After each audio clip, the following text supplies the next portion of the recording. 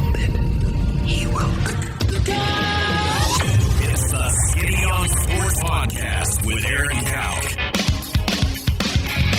I throw balls far. You want good words? Data language. Talk real sports with a real man. Come after me! I'm a man! I'm 40! And now, here's the be-all, end-all, know-it-all of high school, college, and pro sports. Aaron Skinny Cowk with the Skinny on Sports. We're talking about practice, man. I'm the MVP. Good Paul Jones Drug Tuesday out there, Western Oklahoma. Welcome to the Skinny on Sports right here on 98.1 FM, the Sports Animal. Glad to have you along for the next hour. Get into a bunch of different topics today. Thunder, 15 games to go. They don't play again until tomorrow night. Sitting atop the Western Conference standings. Just been an unbelievable year, and you'll probably notice that in some of the different individual awards, from the MVP to the Rookie of the Year, maybe even Defensive Player of the Year. There would be Thunder guys littered throughout, maybe not winning them all, but at least in the running and in the top 3 or 4 or 5 for a lot of those different individual awards. Obviously, I think you could go ahead and ship the award for Coach of the Year to Mark Daigneault. That's probably a wrap. But it's been an unbelievable year so far for the Oklahoma City Thunder. And 15 games left in the regular season before the first time the playoffs will return to downtown Oklahoma City since 2019. So we got a lot of things to talk about with the Thunder. NCAA tournament, we'll roll on with that. What games are you looking forward to on Thursday and Friday? I've written down maybe 5 or so of games that I'm really looking forward to. 1, maybe the upset potential. 2, close games. 3, just the style of play that I think is going to be a lot of fun in some of those matchups. I want you guys to give me a double-digit seed that'll make the Sweet 16. It's happened like 11 years in a row. And so who is that team? Who is that double-digit seed this year that's going to make it to the Sweet 16 or possibly even further? Is there anything in your bracket that you're absolutely sure of? Be it good or be it bad. A certain team's going to make it to a certain round, or maybe a team's not going to make it to a certain round. So give me something that you're sure of. Scott, yes, I did start the podcast 2 in a row. 2 for 2 this week without Jared sitting in the seat across from me on starting the recording so that we can have a podcast. Now, the problem is I don't know how to create that, so we may not have actual podcasts till next week when Jared gets back. But as far as having the material there, absolutely, I'm 2 for 2 in recording the show. So is there anything you're certain of in your bracket? Are you ready to give me your Final Four? I thought I was ready, and now I've kind of changed my mind. I started reading some other things from the gambling perspective and just kind of probabilities that don't necessarily match up with as far as teams, what the public's thinking about certain teams versus what the betting markets are saying about certain teams. So I'm going to have to really think about that. I may do some switching around, because I had my original bracket. I had a couple of my first shot at it. I had 2 1s, a 4, and an 11 in the Final Four, but I think I'm going to change that up a little bit because of some of the things I wrote about the odds. So where are you at? Are you ready for your Final Four? Are you ready to fire it out there? Or are you still kind of tweaking your bracket around a little bit? Also, we didn't really talk much about this yesterday as far as OU not going to the NIT. How you feel about that? I think there's two main points to be brought up that kind of mirror each other on whether or not you care about that or not. So we can get into that as well in the middle segment when we talk college basketball. Then right off the top, man, high school sports, Big Elks continue to roll on the baseball field. Cash Mayfield's stats are absolutely absurd. Like, so absurd that it's hard to even believe they're true. I'll tell you what his season-long stats are so far on the mound after last night. There's some small school teams that are killing it too. I couldn't find, for some reason, the OSSAA rankings page was kind of messed up this morning. should have had rankings yesterday when I went to kind of mirror the rankings with a bunch of these teams' records. It wasn't available. I don't know what's going on there, but I can tell you the records. There's some teams that are really rolling in the small school baseball. Also, we got college golf. Exciting today. Exciting possibilities today. With Oklahoma and Oklahoma State both in the mix out in California. Also, former young man that grew up right here in Elk City in the mix individually. So we'll talk about that as well. That's what I've got planned. 225-9698 is the phone or the text line. That is 225-9698. Give us a call, shoot us a text. We can talk about any of those things.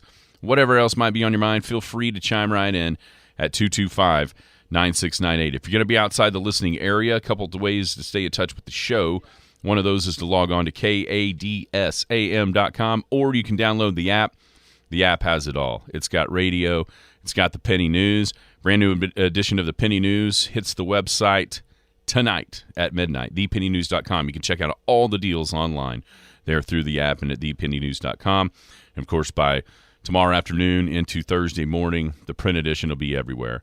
Big Elk and Paragon TV in the app as well when we got the high school sports rolling.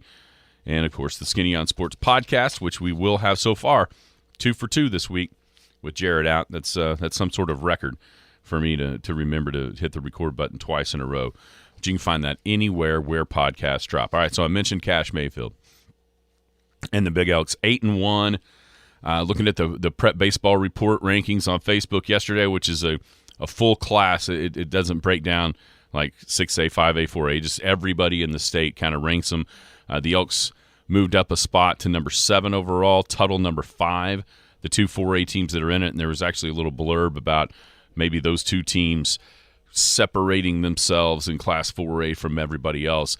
I think a big part of the reason why the Elks moved up a spot from 8 was split with Tuttle here on Friday. The Elks defeated the Tigers 6-0 in Game 1.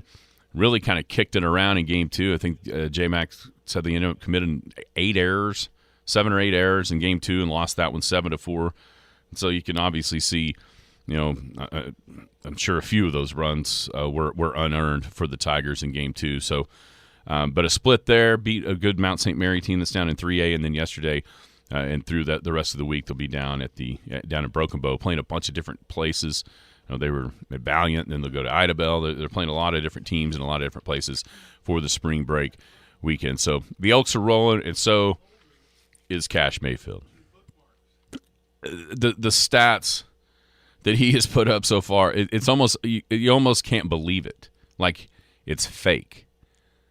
So he has faced 27 batters so far this season. He's recorded 26 outs. Of those 26, of the 27 batters he's faced, he's gotten 26 of them out. He walked 1, and of those 26 outs, everybody is a strikeout victim. Nobody has put the ball in play against Cash so far. I mean, that just doesn't even make sense that would be even possible. But that's what it is right now with Mayfield. And J-Mac talked about the leap kind of in velocity that he's made from his junior to his senior year. He's already throwing hard as a junior. It's even harder as a senior, and maybe even refined his abilities to find the plate, and just as a pitcher, not just as a thrower. So, I mean, you almost literally can't do better. I guess if he wouldn't have walked the one guy, he'd be 26 of 26 as far as striking out and out. So, obviously, he's something that you don't see very often. And so everybody just had a text, when's his next start? Well, he started last night down in southeast Oklahoma. It's hard to gauge as far as the I-40 Classic because, that's a Thursday, Friday, Saturday, right? The 28th is Thursday. It's hard to gauge if he would start there or if it would be at Kingfisher on the 1st.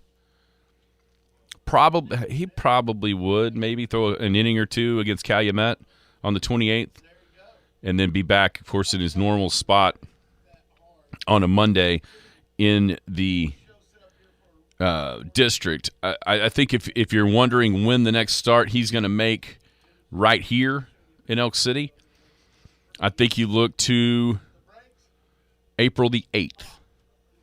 April the 8th, game 1 of the 2-game district series against Clinton will be right here inside Ackley Park. So I think if you're trying to get to Ackley Park to be able to see him pitch, April the 8th is your day, with Clinton coming to town for the first game of the 2-game district series. So that would be I would mark that on my calendars. If you're wanting to get to Elk City and see him pitch, I think that's your shot, is April the 8th, because after that, then they're kind of on the road. The first game against Weatherford, which is going to probably decide the district championship, that next week starting the 15th. That first game's over at Weatherford, so that would be kind of where you'd have to go to see him. That game would be over at Weatherford. So, but April 8th, I think, is the next time that you're going to see Cash inside Ackley Park to be able to throw. And then, of course, it'll get into the regionals, and if the Elks continue on the pace they're on, a super regional would more than likely be here as well. So you get to see him throw then. But just truly astounding numbers so far for Mayfield. And I think it's one of the coolest things about it, and probably the hardest things about it is it's totally expected. Now, maybe not to this level, but the pressure that's on him to perform each and every time out, not only from his teammates, from his fans, from his coaches, but also from the guys with the guns and the jugs guns in the stands, the scouts. He has to go out every pitch and execute, and he's been able to do it to a wild, wild level so far. So kudos to him, and just unbelievable the stats that he's put up so far as the Big Elks. They'll play at noon today against another 4A team in Bridge Creek down at the Southeast Shootout. That's Broken Bow, Ida Bell, all throughout that area. Some other teams around the area, though, it's not just the Big Elks that have gotten off to a really hot start on the baseball diamond around western Oklahoma. A bunch of small schools have as well. As I mentioned, man, I was really wanting to highlight the rankings and how high a lot of these teams are ranked in Class A, Class B, but for some reason the site isn't allowing that today. But just from a record standpoint, a couple of undefeated teams so far. Arapahoe Butler, 8-0. They're still undefeated. I think Hydro may still be undefeated. I know Sentinel is as well. It's 7-0. So Arapahoe and Sentinel, as far as the Paragon TV schools, they're both undefeated, 8-0, 7-0. You got Canute out to a 7-1 start. They were actually 7-0 before falling to Pioneer up at a festival over the weekend. So the Trojans are executing well at 7-1. Hollis has played a ton of baseball games, a ton more than everybody else. Unfortunately, that might be due to getting knocked out earlier in the basketball playoffs than everybody. But Hollis is 16-2. They've already played 18 games, which is double the amount of basically anybody else on this list. So Hollis at 16-2. Granite's 5-1. Their lone loss came in extra innings against the fall baseball state champ Fort Cobb-Broxton. So obviously Granite is right there, playing really well. Leedy at 4-3. And then you got some teams that are just a little bit under 500 in the Paragon Network. And then another one that I think is an awesome story, a heck of a story from where this program has come from. Back in my day, or when I was in high school, you looked over just 20 miles to the west, and Sayre was always very, very, very good. The field was always awesome to play on, even as a kid, and into junior high, playing on that field out there on the highway. And, Coach James, who's now down at Chickasha Lumpy, had that program rolling. It was a really good baseball team for a lot of years over at Sayre. And then you fast forward about 20 years, and maybe, 4 or 5 years ago, there wasn't even a high school baseball team. Completely nothing going on in the high school ranks at Sayre. It was incredible to think about for me how that's even possible for them not to have a team. And quite frankly, there's some people, and my son is probably is one of them, that isn't there because of the fear of that happening again. But I think you could take that away. Hunter Hines, first-year head coach, young fella, who has done an unbelievable job of trying to resurrect that Sayre baseball program. He's got the Eagles 5-4 early on in the season, which is unthinkable from what we've seen over there over the past 3 or 4 years. So kudos to Hunter, man. That is really awesome. He's grown up there, played for them, and so it's pretty cool to see it means something to somebody to take over that Sayre program, and not only jumpstart it, but he's got those guys playing really good baseball. So kudos to Hunter and the Sayre program at 5-4. He's really doing a great job, and I've said this since I was a kid, and I learned it from somebody else. But to go to my father-in-law's house, you'd have to pass the baseball field when we lived in Sayre, and quite frankly, it was hard to look over there at times with the way that thing was unkempt, and that tells me something about what it means to the coach, how their field looks. And now you go by there, and it's getting back to the days that it was just completely immaculate. And so I don't think it should be much of a surprise to see how much pride and how much effort he's put into turning that field around. Then, of course, ends up with the team starting to play well also. So kudos to Hunter, man. That's a really cool story. All right, last thing, kind of locally, is more of a local guy playing on the national and international type stage. College golf, Oklahoma and Oklahoma State in the running this week out in California as a team. It's like Pauma Valley, I think maybe how you say that, Pauma, Pauma Valley is where the tournament is. After 2 rounds yesterday in the first round, Vanderbilt leads at 15 under. Oklahoma State, who's kind of got off to a rocky start, really. They're in second at 12 under, and then the Sooners didn't play very good in the first round, came back with a 9 under second round. They sit tied for third with San Diego and UCLA at 6 under par, so 9 shots back with today to play. But you look over on the individual side, Jonas Baumgartner from OSU is 8 under in the lead by 2 over Gordon Sargent. Gordon Sargent's a guy that, if you follow much golf, even the amateur golf, you know who he is. A top-ranked amateur in the world, and a guy that's destined to try to find some stardom out on the PGA Tour at one point. He's 6 under. But then you look down at 3 under. Tied for 6th is true freshman Ryder Cowan. Ryder grew up here in Elk City, then moved to Edmond. That's clearly been a great move for him and his family, to not only just for him on the golf course, but them as a family. And I know they've enjoyed their time up there.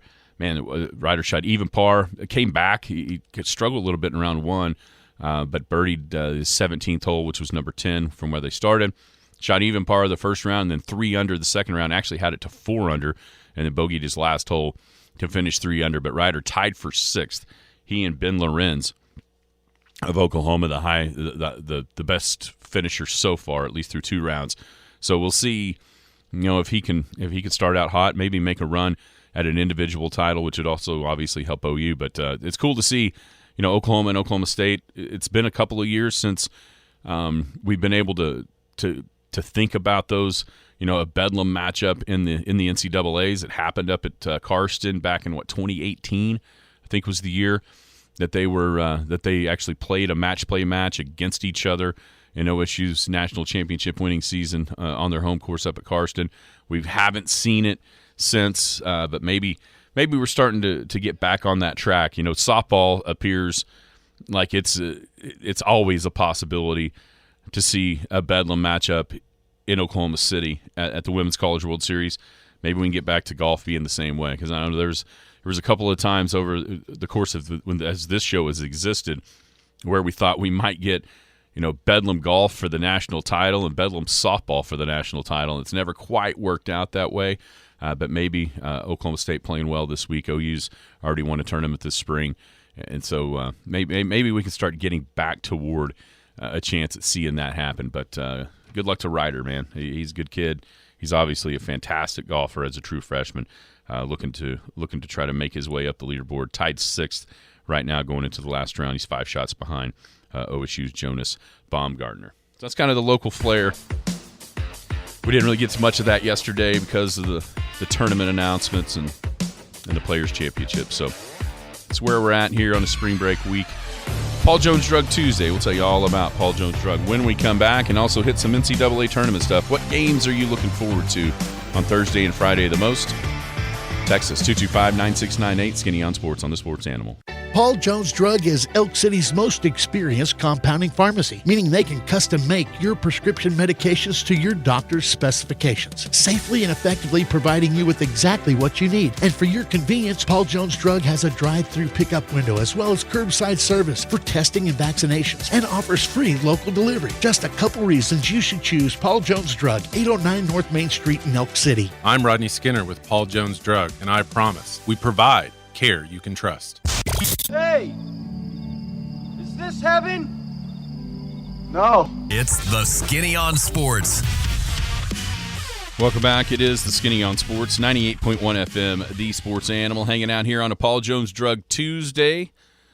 Rodney Skinner and the gang at Paul Jones Drug is care you can trust right here in the Elk City area. They are the oldest compounding pharmacy in Elk City. That means they are the most experienced compounding pharmacy. They offer free local delivery, drive-through pickup, curbside testing, and vaccinations. And their long-term care unit packaging is known as their blister packs. Paul Jones Drug, 225-2121, 809 North Main Street. Paul Jones Drug is care you can trust.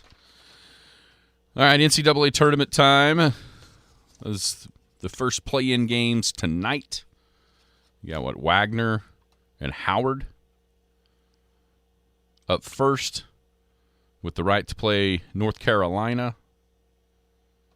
And then you get, oh, darn, I had it written down. Now I've lost it. Colorado State and Virginia tonight at Dayton. First game 5:40. Second game 8-10. Colorado State and Virginia, 10 seeds trying to get into the bracket in order to face, I think, Texas would be their opponent. I'm glad they quit calling this round one, calling it the first four. That suits me so much better because I think the tournament starts on Tuesday. Or, excuse me, on Thursday with the first round, the normal first round. So my question to you guys is this. Which games are you looking most forward to coming up on Thursday and Friday? I wrote down a couple. I think we were robbed a little bit. And listen, each team that's out that didn't get in, there's reasons why they think they should. There's reasons why why people think they shouldn't. Whatever it is. But I do think we got robbed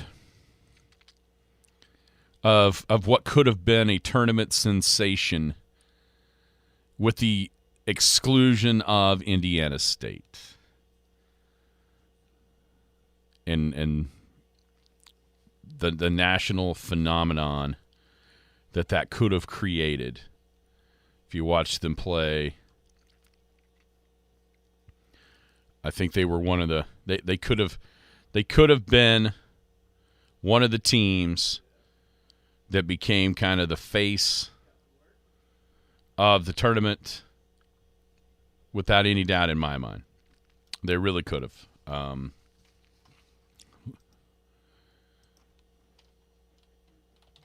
Okay, I'm trying to remember his name. Robbie something.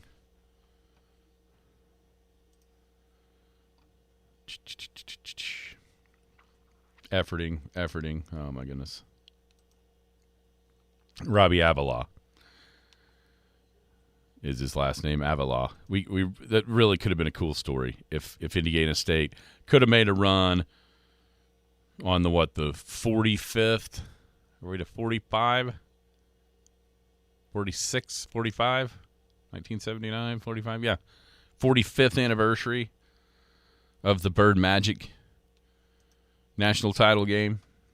We're kind of robbed of that by Indiana State and the Sycamores not making the field. But I submit to you another guy that could absolutely become the face of this NCAA basketball tournament if his team is able to make a run.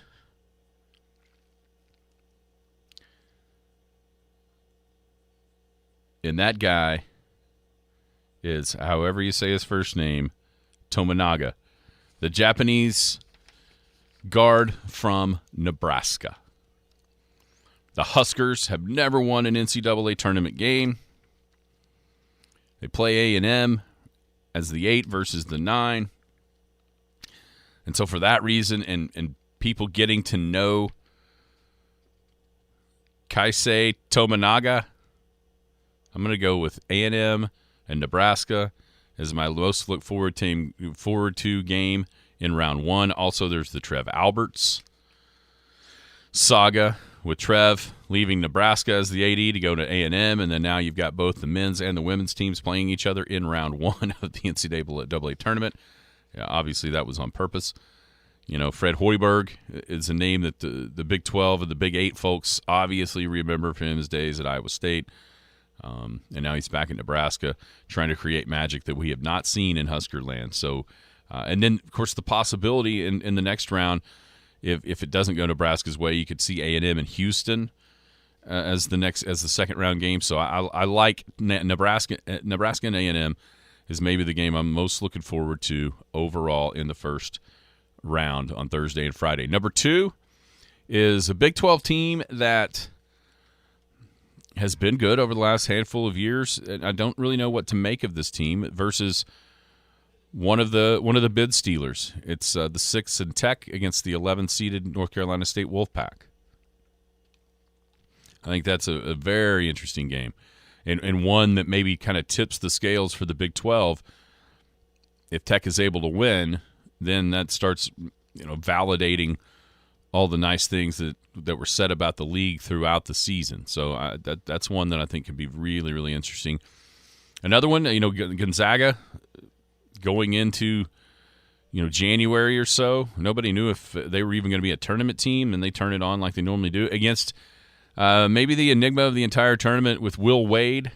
I mean, Will Wade was literally on an FBI wiretap trying to pay players at LSU. Now he's the coach at McNeese. They're one of only 4 teams that go into the tournament with 30 or more wins. That's a popular upset pick. This next one is just from a pure style of play standpoint. I think it's going to be one of the most fun games of the tournament, and that is Alabama and Charleston. They both fly up and down the floor. That should be so much fun. Maybe an homage to back of the glory days of NCAA basketball when you had, say, Billy and UNLV and Loyola Marymount running up and down the floor at breakneck speed. I think that's what you're going to see. That's going to be a great, fun game, Bama and Charleston. The 5th one on my list is because I'm really curious. You're starting to hear people maybe pick this as a 4-13 upset. Where is Kansas? Where are they at mentally? Where are they at health-wise? Are they playing possum? And everybody's going to pick them to lose to either Samford or Gonzaga or McNeese, and then next thing you know, they're right back in the Sweet 16, challenging to try to make a run at the Final Four. To me, they are the singular hardest team to pick where they finish in this tournament.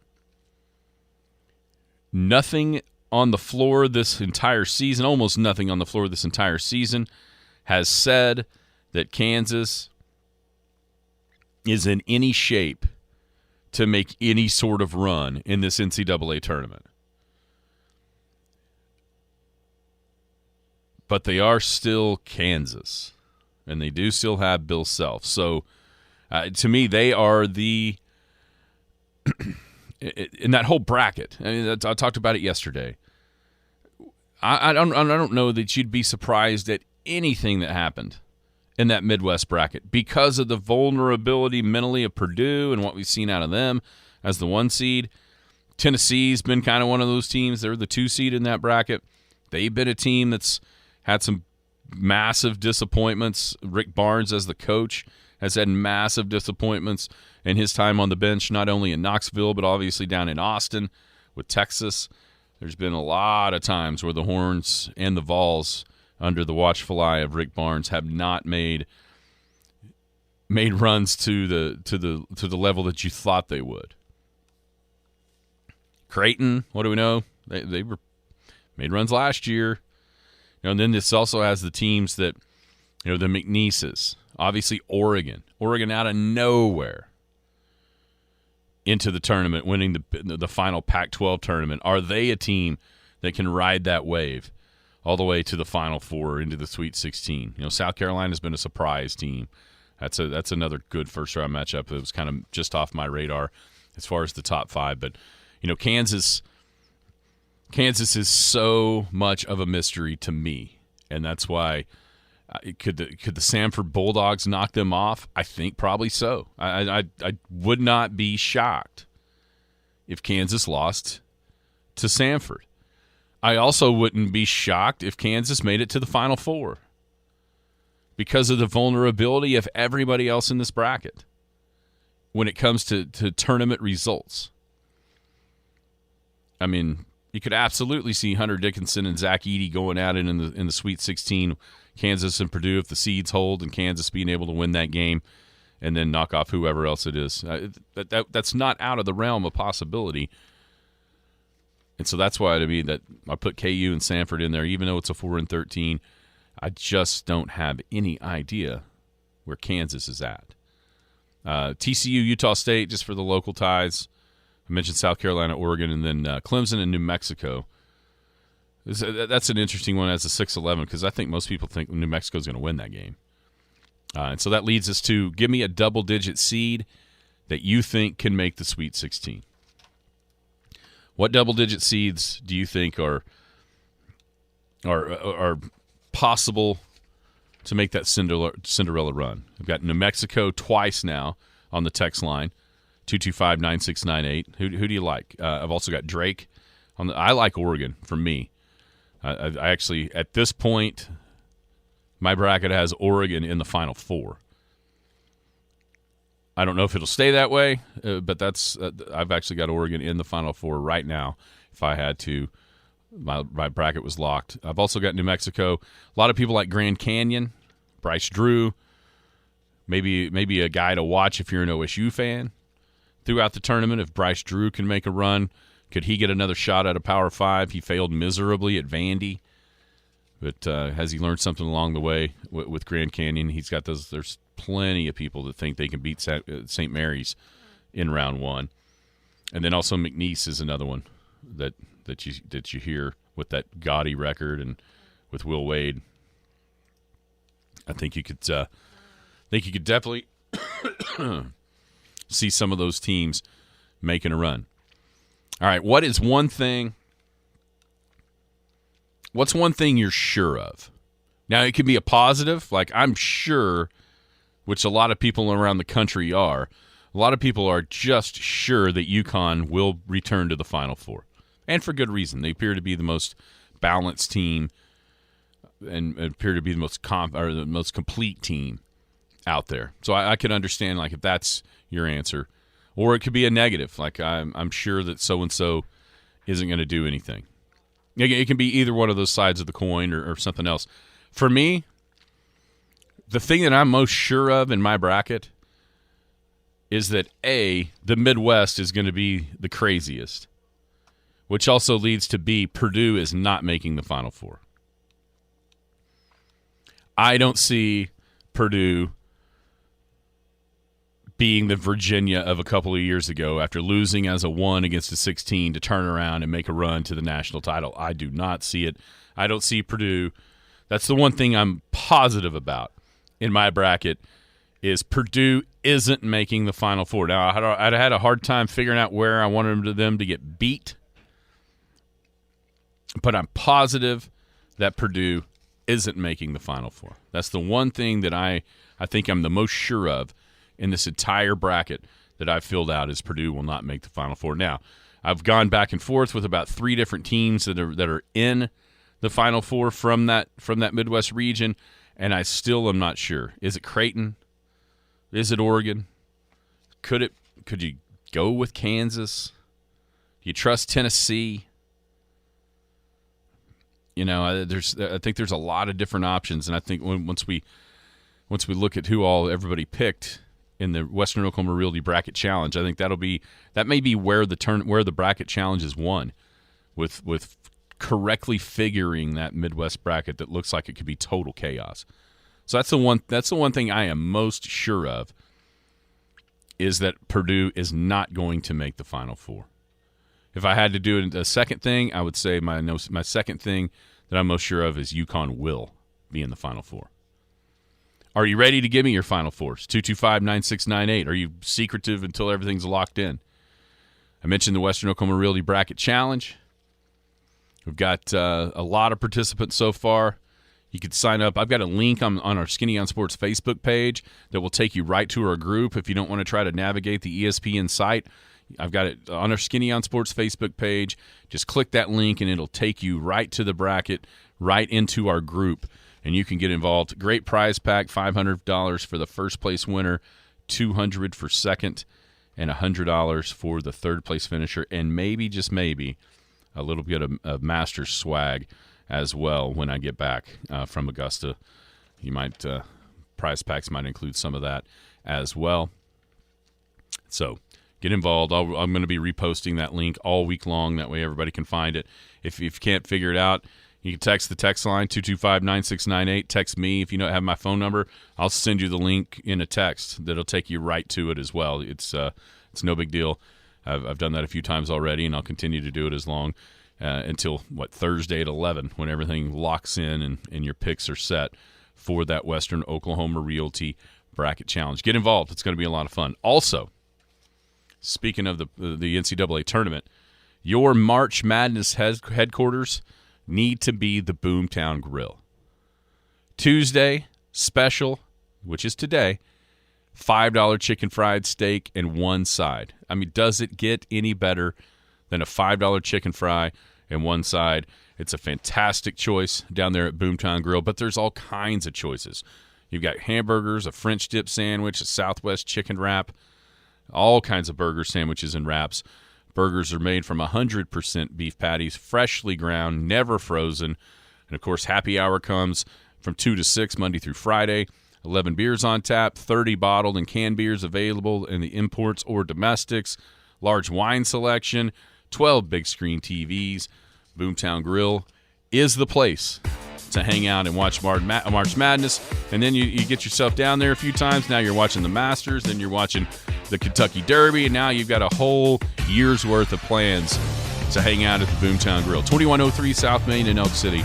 Give them a call at 225-3463 to carry it out. Open 11 to 10, Sunday through Thursday, 11 and 11, Friday, Saturday. We'll be back. Paul Jones Drug offers a free service that makes taking your daily medications safe and easy. It's called convenience packaging, meaning they can combine all of your daily medications and put them in sealed, separate daily packages. This process replaces you from having to fill your daily medication dispenser. And as always, Paul Jones Drug prepares individual blister packaging for long-term care patients. With their drive-through window, curbside service, and free local delivery, it's just more reasons you should choose Paul Jones Drug, 809 North Main Street in Elk City. I'm Rodney Skinner with Paul Jones Drug, and I promise we provide care you can trust. The Skinny on Sports. Just a bit outside.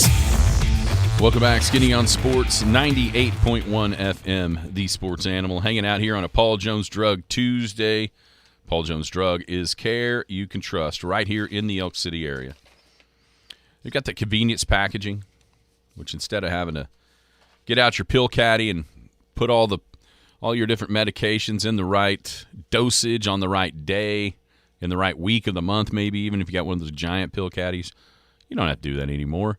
Just go down to Rodney and the gang at Paul Jones. They'll individually package your daily medication, where all you have to do is rip open the package, take the meds, and move on down life's path. You don't have to worry about whether or not you got it right, the right day. They'll do it for you. That's why it's convenient. Paul Jones Drug, also durable medical equipment, which is your walkers, your canes, your crutches, wraps, braces, all that kind of thing.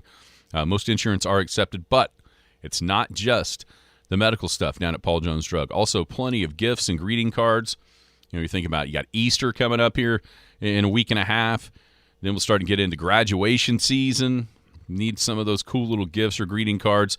Paul Jones Drug has them. 809 North Main. Paul Jones Drug is care you can trust. Is there a team in your bracket that you're struggling with the most? Like you take your first stab at your bracket, and maybe you've got this team losing in round 2. And then you get to thinking about it, maybe get to reading some other stuff. a feeling you start to have, and you go, never mind, I'm going to advance them all the way to the Final Four or into the Elite Eight. And then you set on it, you have them back losing in the first round. And then all of a sudden you're thinking, nope. They're not getting upset. They might even win the whole thing. Do you have a team like that? Because I do. I have one team like that I flat out can't decide. I could see them winning the whole thing, and it's taken everything I have not to pick them to win the whole thing. But I can also see them losing in round 2 very, very easily. I think I haven't had them winning the whole thing just yet. But for me, that team that I just can't figure out, and it all is because of youth, and it's Kentucky. I could see Kentucky with the talent that they have in an era of college basketball where you don't have a bunch of pros on the same team. They do. They will have pros, and if you don't believe me, just look at the NBA and how many of the best players in the NBA, especially the guards, are from Kentucky. Some of them you don't even realize are from Kentucky. And then you start looking, you go, oh my gosh, they're from Kentucky too? How in the hell did they never win? How does John Calipari have one national title at Kentucky with all the dudes that he's got in the NBA? Part of it is they didn't play together. Part of it is they all just play one season. Now, there's a bunch of different reasons for it.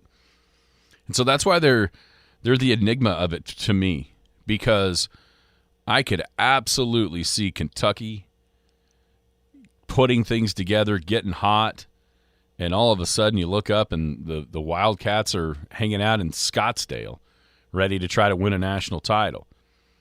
I could also see the youth getting frustrated by Texas Tech in round 2 and Tech just choking them out. I don't know what to do with Kentucky. They are my team. They are the team in this NCAA tournament that I just don't know what to do with. I just don't know. And I'm not going to trust Hunt because I'm afraid Hunt will tell me with his heart and not with his head what he thinks Kentucky is going to do. I need a rational, well-thought-out explanation, not a go blue, baby, in order for me to figure out what to do with Kentucky. Welcome back aboard to Superior Lawns. Our man Scott Kelly at Superior Lawns. They've got everything. Most people have their lawn sprayed by now. If you don't, it's risky. You might end up like my lawn a couple of years ago. Sprayed it just a little bit too late, a little bit too much Roundup mixed up, and next thing you know, the dog has got giant dirt paths carved through his yard where he runs around. And quite frankly, the Bermuda never made it back because of the way it got destroyed that year, and I'm afraid we killed it. So you've got kind of your lawn sprayed, but now is the time where you start preparing to put like yard of the month signs in your yard. How do you do that? Well, you get it sprayed first, which has already happened. Now once it starts to green up and you can start to see green grass right now as we speak, now is when you start using Superior Lawns for insecticides and fertilizer. Insecticides will keep the grubs and the other insects off of your yard, but also application to fertilizer, that'll bring the dark, rich, green, healthy color to it. There's all kinds of different plans. Scott's got a 3-round application of fertilizer program for you that hits at different times of the year that also supplies your yard with the different nutrients and ingredients that it needs at that time for the weather conditions. Give Scott Kelly a call, 580-799-5670, Superior Lawns of Western Oklahoma. Elk City, Canute, Cheyenne, and Sayre. Personal experience. He made our yard in Sayre, which is about an acre or so. It wasn't like we were going to go out and hose stickers throughout the entire yard. So he came and sprayed it. I mean, it was no time to where you were a lot more comfortable walking around without shoes on out on that sandy hill where we lived, and you were confident that you weren't just going to step into a sticker patch because of Scott and Superior Lawns of Western Oklahoma. Does anybody even care that OU didn't go to the NIT? OU fans, do you care? Does it really bother you? Do you understand it? I mean, where's anybody at? 225-9698 is the text line for Oklahoma basketball. Does it bother you that the Sooners did not accept an NIT invitation? They would have been the number 1 overall seed in that NIT, and they chose not to go. For me personally, I completely understand it. College basketball is not what it once was. For one, the carrot at the end of the road for the NIT is not the Madison Square Garden, which I could see that making people want to go play if you end up in Madison Square Garden. Is it more important for Porter Moser to get on the recruiting trail? Get in, do you think he's just sitting there, hit F5, waiting on portal guys to show up that he can start calling? It's probably what he needs to be doing. You know, his high school class looks to be pretty good this year. Dayton Forsyth, obviously the name that everybody knows as far as an Oklahoma kid. I don't have a problem with it at all. One, the NIT has zero luster anymore. And you can't even use you could practice and you can have more practices, more games to build for next year. Build for what? You have no idea if any guy on that team is coming back.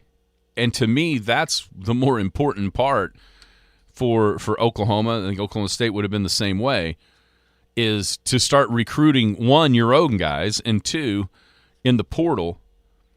Because of how this era of college basketball is, it's completely transient. I mean, you have no guarantees from one year to the next that you're going to have guys back on your roster. That's why I think, for me at least, you need to play and you get more practices. This isn't bowl season, and heck, even bowl season's getting a little bit this way. But it's not where you get to work in those guys that haven't played much. Now, would it be nice for, say, Caden Cooper, the true freshman? Maybe. But you're also probably, for Porter Moser, and the way Cooper didn't play much this year as kind of a heralded recruit coming in, you're probably trying to recruit him to stay more than you're wanting to watch him practice. And so that's where I just don't have a big problem with these teams turning down the NIT, because it would be one thing if the transfer portal didn't open until after the tournament was over. Then, now wait a minute, what are we doing here? But the fact that the portal opened yesterday and you're going to be trying to run practices or play pointless and meaningless NIT games, no thank you. And like Scott said on the text line, who wants to watch more bad basketball from Oklahoma? I don't. That's probably the best part. If there is a silver lining of OU not making the tournament, is that we're not going to have to watch it anymore. Thankfully. That dog has been shot, put out of its misery. So I really don't have a problem with any of these teams that didn't make the tournament focusing more on roster building and getting a head start in the portal versus playing meaningless NIT games. And I don't care. I don't know that anybody cares if their team wins the NIT. I think a majority of fans right now would rather see their squad, their coach, their program start to figure out how to get better for next year to get into the tournament than winning an NIT. I just don't think that even shows up on the radar of college basketball fans anymore. This isn't, 1950 or 1940 when the NIT was a bigger deal than the tournament. Those days are long gone, and with the movement that is the portal in college basketball, it's way more important for me, for any coach, Porter Moser included, especially a coach that is probably about to jump on the hot seat, considering he hasn't made the NCAA tournament any of the 3 years he's been the head coach at Oklahoma, and that hasn't happened at OU, 3 straight misses since 1976, 77, and 78. No, by the way, back then, those teams probably would have made this field because it was so the tournament was so much smaller back then, and it was so much more difficult to make the NCAA tournament. When Dave Bliss was the head coach in the late 70s, his teams probably would have made this field. And so I don't think it's too much of a stretch to say, and I think it's fairly obvious, this is the worst stretch of OU basketball in 50 years. And meanwhile, OSU's maybe having their worst ever. So it's kind of a little bit of a sad time. But it is what it is. You know, this used to be the conversation would be had almost exclusively for 3 days, maybe even 4 days. That how many, you know, where's OU going to end up? On the Sweet 16, Elite 8, Final 4? Where's OSU? Are they a Final 4 team this year? And instead, Oklahoma State's trying to find a coach, and OU is trying to find their way under a coach that has led them to something that we haven't seen in 40 years, 45 years, in futility.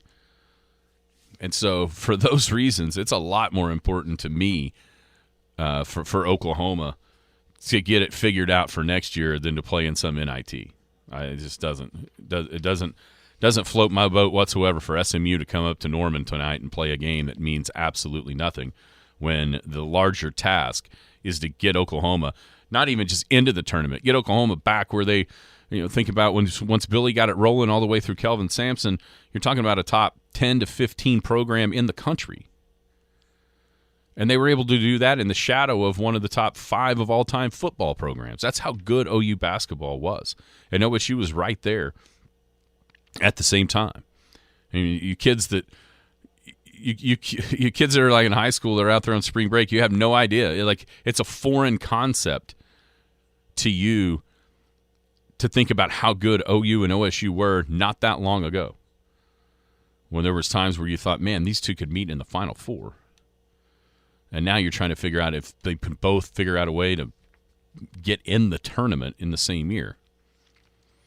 So it's for me, I think OU, Porter Moser, his team did the right thing. They did the thing that builds for the future more, and that is skip the NIT and get starting to try to figure things out, because you know it was a complete roster rebuild basically in Norman this year.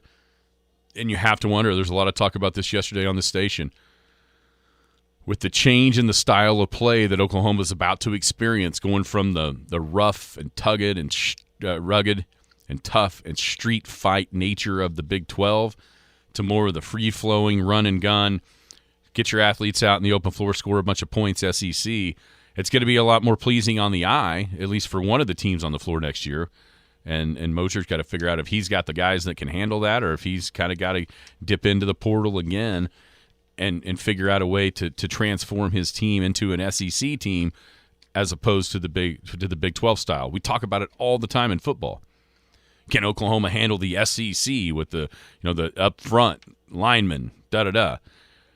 The same holds for basketball right now, because those two leagues on a nightly basis, the way the game is played, the way the game is officiated, and allowed to be in the leagues, it doesn't even look like the same sport. You got 51-50 in one league, and you got 95-92 in the other. It's not the same game, and so they've got to figure that out, whether or not they've got the guys that'll work in the SEC, or if they got to get busy doing something else. So I have no problem with OU not going to the NIT, and anybody else for that matter, because of its irrelevance in the grand scheme of things. All right, finally, Thunder. We'll probably have to wait. Let's wait for that to tomorrow. They'll get back at it with Utah in town. Thunder in the first place spot in the Western Conference. 15 games to go in the regular season. All right, everybody, enjoy your Paul Jones Drug Tuesday. Warm and windy, but warm is the key. And I think tomorrow's the first day of spring. So here we are. Spring is about to be sprung. Don't forget, Western Oklahoma Realty Bracket Challenge. Skinny on Sports Facebook page is your link. You've been listening to the Skinny on Sports podcast with Aaron Cow. Be sure to hit that subscribe button to get alerts of when the latest podcast is available. Thanks for listening. That ball is blistered to right. Way